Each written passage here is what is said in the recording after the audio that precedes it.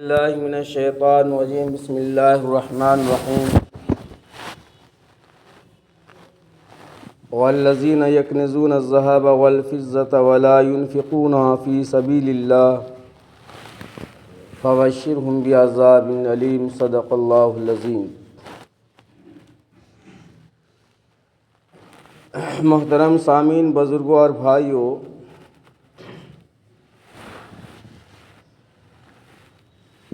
یہ رمضان المبارک کا مہینہ چل رہا ہے اور اس مہینے کے 3 حصے ہیں۔ پہلا حصہ 10 دن کا رحمت کا کہلاتا ہے اور دوسرا حصہ مغفرت کا اور تیسرا حصہ جہنم سے خلاصی کا۔ تو رحمت والا جو حصہ ہے وہ صرف 1 دن بچا ہے۔ آج 9 رمضان المبارک ہے اور کل 10ویں تاریخ ہے۔ اس کے بعد رمضان کا ایک حصہ رحمت والا حصہ ختم ہو جائے گا۔ مغفرت والا حصہ پھر جو ہے اتوار سے شروع ہو جائے گا۔ یہ بڑا بابرکت اور متبرک مہینہ ہے، اور جیسے ہم لوگوں کو معلوم ہے کہ اس مہینے میں اللہ تبارک و تعالی ہر نیکی کو جو ہے ہر اجر کو بہت زیادہ بڑھا چڑھا کر بندوں کو عطا کرتے ہیں۔ یعنی اگر کسی نے نفل کام کیا تو اسے فرض کے برابر ثواب عطا کرتے ہیں، اگر کسی نے فرض عطا کیا تو 70 فرائض کے برابر ثواب عطا کرتے ہیں، اگر کسی نے 1 روپے خرچ کیا تو بے شمار اس کا ثواب ہے۔ تو یعنی اجر و ثواب میں اللہ تعالیٰ اس مہینے میں اضافہ فرما دیتے ہیں۔ یہی وجہ ہے کہ اللہ کے نبی صلی اللہ علیہ وسلم دوسرے مہینے کے مقابلے میں رمضان المبارک میں بہت زیادہ صدقہ و خیرات کیا کرتے تھے، تاکہ زیادہ سے زیادہ منافع اور ثواب حاصل ہو سکے۔ اور دوسری بات یہ ہے کہ ان غربا، مساکین، لاچار،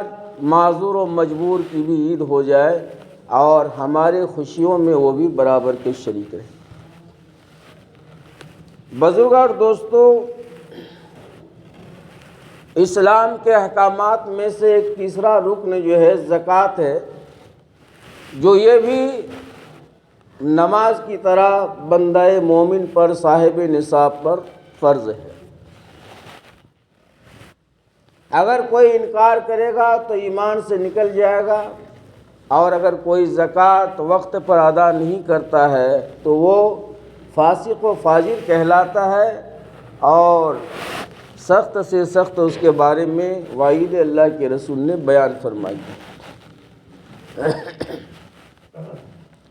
لیکن یہ رکن جو ہے ہر بندے پر نافذ نہیں ہوتا ہے۔ جیسے کہ نماز ہر بالغ مرد عورت پر فرض ہے، تو زکوٰۃ کا مسئلہ اس طرح نہیں ہے کہ ہر مرد عورت پر جو ہے زکوٰۃ فرض ہے، بلکہ اس کے لیے مال کا نصاب ہونا ضروری ہے، صاحب نصاب کا ہونا ضروری ہے۔ اس پر اللہ تبارک و تعالیٰ نے اس مال پر سال گزرنے پر ایک متعینہ مقدار کی رقم جو ہے اس پر نافذ فرمایا ہے۔ اب صاحب نصاب بنتا کیسے ہے، اس کو ذرا غور سے اور دھیان سے سنیں۔ بہت سارے لوگ یوں سمجھتے ہیں کہ ہمارے پاس تو اتنا مال ہے نہیں تو ہم زکوٰۃ کیسے ادا کریں۔ وہ ظاہری چیزوں پر جو ہے فوکس کرتے ہیں، نظر ڈالتے ہیں کہ ہمارے پاس بنگلہ نہیں ہے، بلڈنگ نہیں ہے، گاڑیاں نہیں ہیں، تو ہم زکوٰۃ کیسے دیں گے۔ زکوٰۃ کی مقدار کو آپ سمجھیے کہ صاحب نصاب بنتا کیسے ہے، کن لوگوں پر زکوٰۃ والا فرض کو اللہ تبارک و تعالیٰ نے نافذ کیا ہے۔ اس کے لیے شریعت مطہرہ کا اصول ہے کہ اگر کسی کے پاس 7.5 تولہ سونا موجود ہے یا 52.5 تولہ چاندی اس کے پاس ہے، یا اتنی ہی مقدار کے مال تجارت ہے جس مال پر وہ بزنس کرتا ہے، انکم کرتا ہے، دکاندار ہے، یا اتنی ہی نقد جو ہے رقم اس کے پاس ہے جس سے وہ 7.5 تولہ یا 52.5 تولہ چاندی خرید سکتا ہے، تو اسے شریعت جو ہے صاحب نصاب کہتی ہے، اس پر زکوٰۃ فرض ہے۔ اور اگر کسی کے پاس ان 4 اقسام میں سے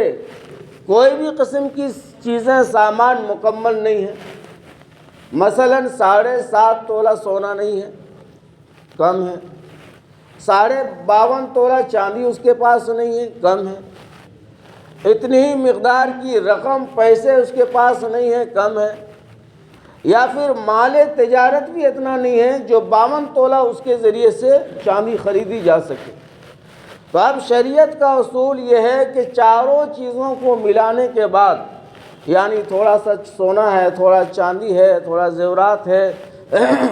تھوڑی نقد رقم ہے، دکان کے کچھ مال و تجارت ہے، ان چاروں کو ملانے کے بعد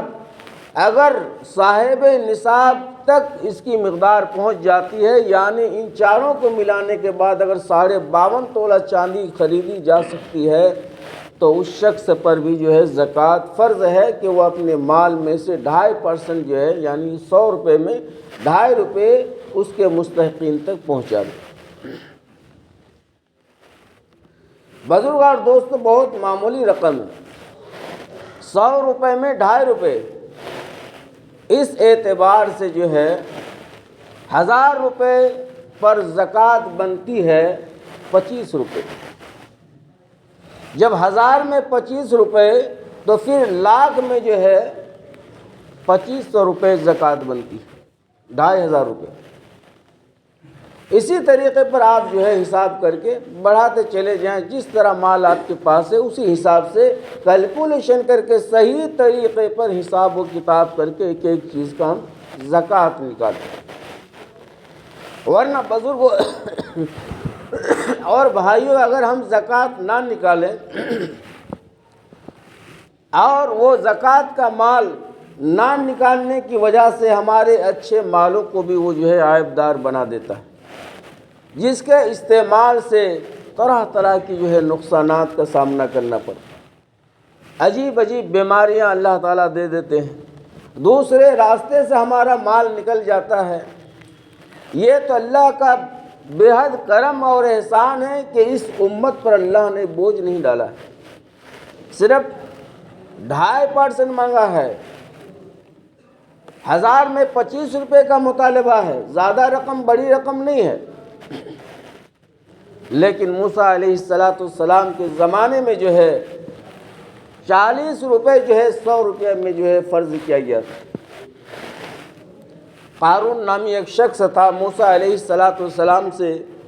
عرض کیا کہ اب اللہ کے نبی ہیں، میں غریب آدمی ہوں، آپ جو ہے اللہ سے دعا فرما دیں کہ اللہ تعالیٰ مجھے مالدار بنا دے۔ نبی کی دعا اور بد دعا فوراً قبول ہو جاتی ہے، اس میں دیر نہیں لگائی جاتی۔ وہ اللہ کے مقرب بندے ہوتے ہیں، برگزیدہ پیغمبر ہوتے ہیں، ان کی بات کو ٹلا نہیں جاتا ہے، ان کی دعا کو سنی جاتی ہے، قبولیت سے نوازی جاتی ہے، چاہے وہ دعا کرے چاہے بد دعا کرے۔ تو موسیٰ علیہ السلام کلیم اللہ تھے، اللہ کے نبی تھے، اس کے فرمائش کے مطابق دعا کر دیا کہ اللہ قارون کو تو مالا مال کر دے، وہ جو ہے مالا مال ہو گیا۔ اتنی دولت، اتنی مالیت کا وہ مالک بن گیا کہ مفسرین نے لکھا ہے 80 اونٹوں پر اس کے خزانے کی چابیاں جایا کرتی ہیں۔ تو کتنے خزانے ہوں گے، کتنے مال ہوں گے؟ جب چابیاں 80 اونٹوں پر لے جاتا ہے تو اس گودام کا حال کیا ہوگا اور خزانے کا کیا حالت ہوگی اس کی؟ مگر یہ جو اللہ تعالیٰ مال بندوں کو دیتے ہیں، اس میں آزمائش بھی ہے۔ یہی وجہ ہے کہ میرے آقا صلی اللہ علیہ وسلم نے مال و دولت کو پسند نہیں فرمایا۔ بڑا حساب کتاب ہے، بڑی پکڑ ہے، مالدار ہونا یہ کوئی بڑی بات نہیں ہے، دنیا میں بھی جو ہے عتاب ہے، عذاب ہے، پکڑ ہے، اور آخرت میں وہ تو یہ ہے متعین۔ اللہ کے نبی نے پسند نہیں فرمایا اس کو، کون جھمیلا میں پڑے گا؟ اور آج بھی جو ہے صاحب نصاب جو ہے حساب کتاب کرتے نہیں، بس کوئی بھی آیا جناب 10 روپے لکھ دیجئے زکوٰۃ، کروڑ پتی ہے، ارب پتی ہے، 20 روپے لکھ دیجئے، کوئی کیلکولیشن نہیں، کوئی حساب نہیں، فائدہ کیا زکوٰۃ دینے سے؟ بورا کے اندر آلو کی بوری ہے، اس میں 4-5 سڑے ہوئے آلو ہیں، ہم نے اوپر والا کو اٹھا کر پھینک دیا اور 2-4 اندر میں رہ گیا، کیا فائدہ ہوگا؟ اس سے آلو بچے گا؟ نہیں بچے گا۔ تو اندازے کا زکوٰۃ مت دیا کیجیے، اس سے فائدہ کچھ نہیں ہوگا اس سے، بلکہ ہمیں کیلکولیشن کرنا، پوری مالیت۔ جب ہم مالدار بنے ہیں تو محنت تو کرنا ہی پڑے گا۔ آپ منشی رکھ لیجئے، کسی سمجھدار جاندار آدمی کو اس حاضری میں رکھ کے کیلکولیشن کروائیے۔ آپ کو نہیں آتا ہے، پڑھے لکھے آپ نہیں ہیں، پڑھے لکھے جو میتھ وغیرہ میں ماہر ان سے جو ہے آپ حساب کتاب کروائیے اور زکوٰۃ نکالیے۔ اندازی نکال دیا، کوئی مدرسے کا آیا، کاٹ دیجئے 20 روپے کی رسید زکوٰۃ کے نام پر، چلتے پھرتے اس کو دے دیا 10 روپیہ، اس کو 40، اس کو 50، بس زکوٰۃ کا حق ادا ہو۔ اب کروڑ پتی ہے، 2.5 لاکھ روپے زکوٰۃ اس کی نکلے گی، 200-400 دے دیا اندازاً، تو غربت کہاں سے مٹے گی دنیا میں؟ اگر اس حکم پر مسلمان، اگر اس حکم پر، اللہ کے حکم زکوٰۃ پر اگر عمل پیرا ہو جائے تو سارے بستی جو ہے خوشحال ہو جائے، غریبی ہی ختم ہو جائے گی۔ زکوٰۃ دینے کے لیے سوچنا پڑے گا، در در ٹھوکریں کھانا پڑے گا، جیسے کہ دوسرے ممالک میں دیکھا جاتا ہے، سعودی کنٹری وغیرہ میں غریبی بہت کم پایا جاتا ہے۔ ان لوگوں کو سوچنا پڑتا ہے کہ زکوٰۃ فطرہ ہم کہاں بھیجیں،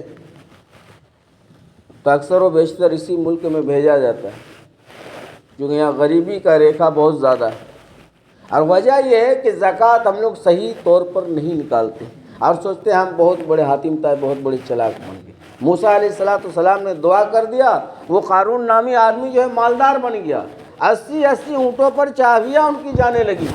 مگر جب اللہ کی طرف سے جو ہے آزمائش آئی اور اللہ نے زکوٰۃ حکم دیا، موسیٰ علیہ السلام کے زمانے میں جو ہے زکوٰۃ جو ہے وہ اس طرح 2.5% نہیں تھا، 40% تھا۔ 100 روپے میں 40 روپے آپ کو دینا ہے، تو ظاہر سی بات ہے اتنی بڑی مالیت، اتنے بڑے مال و دولت کا مالک قارون جب کیلکولیشن کیا تو کلیجہ منہ کو آ گیا کہ اتنی بڑی رقم یہ ہم سے بہت مشکل ہے۔ اے موسیٰ اپنے رب سے کہو کچھ اس میں جو ہے کمی کرائے، یہ 40 جو ہے دینا آدھا آدھی، یہ میرے بس کی بات نہیں ہے۔ موسیٰ علیہ السلام نے اللہ سے التجا کیا کہ اللہ، قارون کہہ رہا ہے کہ 40% ہم سے نہیں ہوا، کچھ کم کر دیجئے۔ اللہ تعالیٰ نے اسے 20 کر دیا، اس پر بھی جب وہ راضی نہیں ہوا تو 10% کر دیا۔ لیکن دیکھ رہا قارون کہ یہ موسیٰ جو ہے میرا پیچھا نہیں چھوڑ رہا ہے، کم تو کرا دے رہا ہے، لیکن یہ نہیں کہہ رہا کہ چھوڑ دو تم زکوٰۃ مت دو، زکوٰۃ دینا پڑے گا، یہ اللہ کا ایک فریضہ ہے، اللہ کا حکم ہے۔ تم نے کم کرنے کے لیے کہا، میں نے 10% کر دیا، لیکن پھر بھی جب دیکھ رہا ہے کیلکولیشن کر کے اتنی بڑی مالیت کا مالک، ظاہر سی بات ہے اس طرح ہم لوگ جب حساب کرتے ہیں نا کہ 100 روپیہ میں 2.5 روپے، تو یہ بہت معمولی لگتا ہے، مگر اس کو بڑھاتے جائیے تب سمجھ میں آئے گا۔ جب اس کو 1000 میں کیلکولیشن کریں گے تو 25 روپے، پھر لاکھ میں لے جائیں گے تو پھر 2500 روپے، پھر اس کو کروڑ میں لے جائیے تو پھر 2.5 لاکھ روپے بنتے ہیں، اور ارب میں لے جائیے تو پھر 2.5 کروڑ روپیہ، بتائیے کتنی بڑی رقم ہے۔ نیچے میں تو چھوٹا معلوم ہوتا ہے، لیکن جیسے اوپر جائیے گا تو پھر بہت مشکل مسئلہ بن جاتا ہے۔ تو وہ قارون جس کی چابیاں 80 اونٹوں پر جایا کرتی تھی، کتنے بڑے خزانے کا وہ مالک ہوگا، وہ انکار کر دیا۔ موسیٰ علیہ السلام کے پیچھے لگ گیا، طرح طرح کے الزام بہتان لگانے شروع کر دیا۔ موسیٰ علیہ السلام نے بد دعا کر دی، اللہ تعالیٰ نے اس کے مال سمیت جو ہے زمین کے اندر دھسا دیا اسے۔ تو میرے عزیز اور بھائیوں، مال و دولت کمانا منع نہیں ہے، مال و دولت جمع کرنا منع نہیں ہے، لیکن اس کو شریعت کے دائرے میں ہم استعمال کرنا، ورنہ بزرگ اور دوستو یہی مال و دولت بروز حشر جو ہے ہمارے لیے وبال جان بن جائے گا۔ اور حدیث پاک میں آتا ہے کہ قیامت کے روز یہ مال و دولت گنجا سانپ کے شکل میں آئے گا، اور ہمارے گلے پر جو ہے لٹکا دیا جائے گا، ٹوک بنا کر گلے پر لٹکا دیا جائے گا، اور وہ سانپ جو ہے ہمیں ڈستا پھرے گا، کاٹتا پھرے گا ہمیں، اور کہے گا آج تم مجھ کو الگ کیوں کر دیا؟ دنیا میں تو بڑا پیار مجھ سے کرتا تھا، 10 روپیہ جیب میں رہتے تھے تو ہر وقت 5 مرتبہ سجدے میں جاتا تو بھی چھو کے دیکھتا تھا کہ 5 کا سکہ ہے یا نہیں، کہیں گر تو نہیں گیا۔ آج کیا بات ہے تو مجھے نہیں چاہ رہا، مجھ سے الگ ہو رہا ہے، مجھ کو الگ کر رہا ہے؟ میں تیرا جمع کیا ہوا مال ہوں، لیکن اگر اس مال کا استعمال ہم نے صحیح کیا، غریبوں تک، مستحقین تک پہنچا دیا، بیٹری ڈسٹرب کر رہا ہے، تو میرے عزیز و بھائیوں، یہ مال و دولت جو ہے جنت جانے کا سبب اور ذریعہ بنے گا۔ اس لیے کہ اللہ کے رسول صلی اللہ علیہ وسلم نے ارشاد فرمایا کہ روزانہ 2 فرشتے روئے زمین پر اترتے ہیں، اور اترنے کے بعد ایک فرشتہ جو ہے بخیل کے لیے بد دعا کرتا ہے، اور ایک فرشتہ جو ہے سخی آدمی کے لیے دعا کرتے ہیں کہ یا اللہ، جو تیرے راستے میں خرچ کرتا ہے، غریبوں اور مسکینوں اور محتاجوں کی جو ہے خبر رکھتا ہے، مال کو صحیح استعمال کرتا ہے، خرچ کرتا ہے، تو اس کے مال میں اور خیر و برکت زیادہ سے زیادہ عطا کر۔ اور دوسرا فرشتہ کہتا ہے کہ اے اللہ، جو کنجوسی سے کام لیتا ہے، مال کو غریبوں تک نہیں پہنچاتا ہے، ان کا خیال نہیں رکھتا ہے، تو اس کے مال کو، دولت کو جو ہے تباہ اور برباد کر۔ تو میرے عزیز اور بھائیوں، مال یہ اچھی چیز ہے، شرط ہے کہ شریعت کے دائرے میں اس کو استعمال کیا جائے، اور اگر استعمال ہم شریعت کے مطابق، اللہ کے حکم کے مطابق ہم نے نہیں کیا، تو یہ مال جو ہے ہمارے لیے وبال جان بن جائے گا، چاہے وہ دنیا میں ہو چاہے آخرت میں۔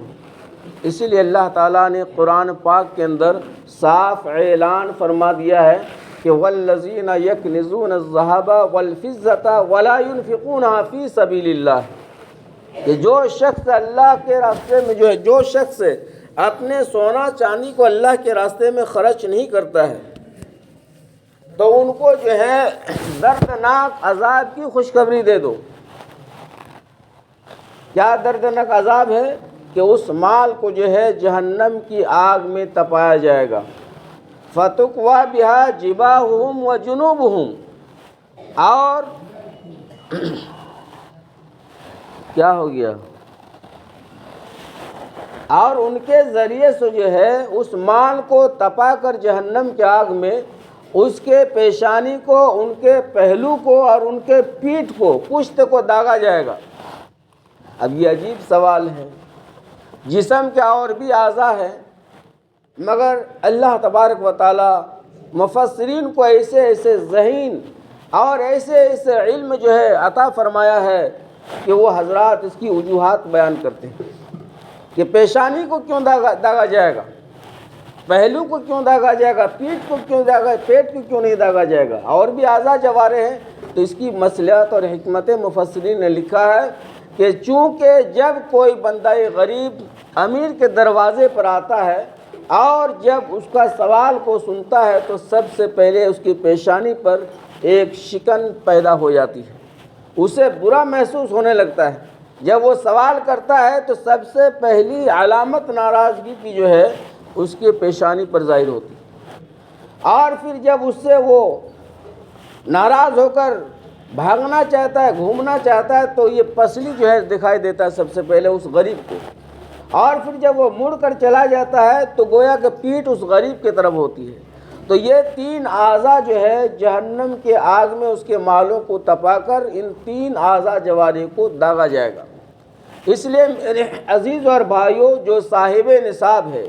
ابھی میں نے کہہ دیا کہ صاحب نصاب کون ہے، اگر نئی بات سمجھ میں آئی ہے تو بعد میں آپ علماء سے بیٹھ کر پوچھ سکتے ہیں، تقریر میں، منبر میں، جمعہ میں، جلسوں میں تشریحی بات نہیں کیا جا سکتا ہے، وہ ایک محدود وقت ہوتا ہے، اس کے لیے بہت لمبا چوڑا وقت کی ضرورت پڑتی، کوئی چیز کو، کوئی مسئلہ کو سمجھنے کے لیے، سمجھانے کے لیے مثال واقعات کے ذریعے سمجھانے پڑتا ہے، وہ جو ابھی اس وقت موقع نہیں ہے۔ تو ہمیں اگر سمجھنا ہے زکوٰۃ کے مسائل، کہ زکوٰۃ ہمارے اوپر فرض ہے یا نہیں ہے، اور ہمیں یہ بھی سمجھنا ہے کہ ہمارے پاس اتنے پیسے ہیں، کتنا زکوٰۃ دینی ہے، زکوٰۃ کا استعمال کہاں کہاں پر ہوگا، کن لوگوں پر ہم زکوٰۃ جو ہے استعمال کر سکتے ہیں، کس کو زکوٰۃ ہم نہیں دے سکتے ہیں، اپنے عزیز و اقارب میں سے کون کون ایسے لوگ ہیں جن کو زکوٰۃ دینا منع ہے، کون ایسے رشتہ دار ہیں جن کو زکوٰۃ دیا جا سکتا ہے۔ یہ تمام مسائل آپ علماء سے جانکاری حاصل کر کے اس کا علم حاصل کر سکتے ہیں۔ تو میرے عزیز و بھائیوں، یہ متبرک مہینہ ہے اور اس مہینے میں ہر چیز کا ثواب بڑھا دیا جاتا ہے، لیکن زکوٰۃ کا مسئلہ رمضان کے ساتھ نہیں ہے۔ رمضان کے ساتھ صرف صدقہ فطر کا مسئلہ ہے، جو گزشتہ جمعہ بھی میں کہہ چکا ہوں کہ موجودہ جو ہے ریٹ اور قیمت کے اعتبار سے کم از کم 65 روپیہ پلس اس کی قیمت بنتی ہے، جو موجودہ ریٹ ہے، لیکن راؤنڈ فگر کو مد نظر رکھتے ہوئے 70 روپیہ ہی کا اعلان بھی ہمارے بڑے بڑے ادارے نے کیا ہے کہ اس سال جو ہے صدقہ فطر فی کس جو ہے 70 روپے ہے، اور زکوٰۃ کا تعلق جو ہے سال گزرنے پر ہے۔ مثال کے طور پر اس میں کوئی بھی مہینہ ہو سکتا ہے، میں مثال کے طور پر سمجھا رہا ہوں کہ جیسے کہ آج 9 رمضان المبارک ہے، آج ہمارے پاس اتنا مال آ گیا کہ ہم صاحب نصاب بن گئے، 50-60 ہزار روپے کا ہم مالک بن گئے، اور تو ابھی ہم کو زکوٰۃ دینا نہیں چلے گا۔ یہ زکوٰۃ جو ہے 1 سال ہمارے پاس یہ مال رہے گا، اگلے سال 9 رمضان تک، اس کے بعد اس مال کی زکوٰۃ ہمیں ادا کرنا ہے۔ اگر وہ باقی رہا 50-60 ہزار روپے اگلے سال تک تب، اور اگر اگلے سال کے 9 رمضان کو وہ پیسہ گھٹ کر 20-10 ہزار میں آ گیا تو پھر مالک نصاب ہم جو ہے صاحب نصاب نہیں بنے، زکوٰۃ فرض نہیں ہوگی۔ بیچ میں اپ ڈاؤن کا کوئی اعتبار نہیں ہے، زیادہ ہو جائے کم ہو جائے کوئی بات نہیں، لیکن صاحب نصاب بننے کے بعد اس مال پر پورا مکمل 1 سال اسی ڈیٹ پر جو ہے وہ مال ہمارے پاس رہنا چاہیے، تب اس پر زکوٰۃ جو ہے 2.5% فرض ہوگی۔ اور سب سے بڑی بات یہ ہے کہ جب اللہ کا خوف اور ڈر ہمارے دل کے اندر میں ہوگا تو میرے بھائیوں، مال کیا جان بھی قربان کرنا آسان ہو جاتا ہے، لیکن اگر آخرت کا یقین نہیں ہے اور دنیا ہی کو سب کچھ ہم سمجھ بیٹھے ہیں تو 1 روپے بھی اللہ کے راستے میں خرچ کرنے میں ہماری نانی مر جاتی ہے۔ اس لیے میرے عزیز و بھائیوں، ان باتوں پر بھروسہ کریں کہ موت آئے گی، مال و دولت دھرے کا دھرا رہ جائے گا، جو اعمال کر کے ہم بھیجیں گے وہی ہمارا آخرت میں کام آئے گا۔ اللہ پاک صحیح سمجھ عطا فرمائے۔ وآخر دعوانا الحمدللہ رب العالمین۔